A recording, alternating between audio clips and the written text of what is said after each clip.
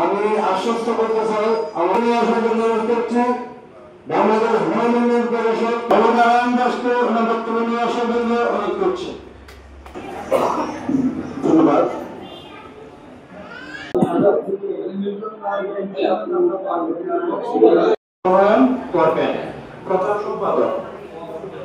সমান আমরা এই পৃথিবীটাকে সুন্দর করতে পারি, হারাম করে দেওয়ার জন্য নানান ধরনের ফতোয়াবাজি করা,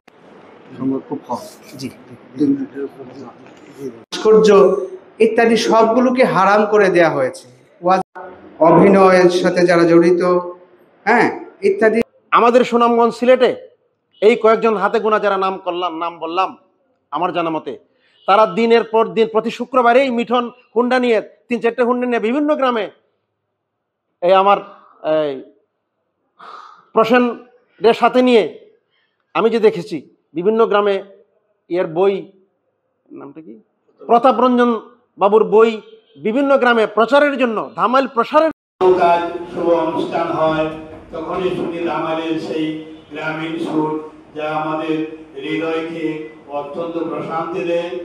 আমরা এখন দেখি, আগে হয়তো ধামাইল সংগঠন যে আজকে আসলে ধামাইল উৎসব, তো আমি মনে করি ধামাইলটা কিন্তু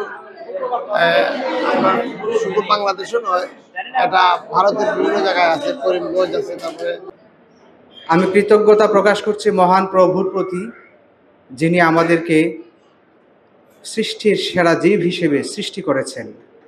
আমি কৃতজ্ঞতা প্রকাশ করছি সকল মহামানবের প্রতি, যারা মানব জাতিকে যুগে যুগে পথ দেখিয়েছেন। এখনো মনে করি যে আমরা ধামাইল সবাইকে নিয়ে ধামাইল করতে চাই, আমার ভিতরে কোনো ভেদাভেদ নেই। আমাকে যেই বলে যে আমরা একটি গান করব, ধামাইল করব, আমি ওদেরকে ধামাইল দলকে আমন্ত্রণ জানিয়েছিলাম 24-এ যে আমরা ধামাইল উৎসব করি শান্তিগঞ্জ অডিটোরিয়ামে, সেখানে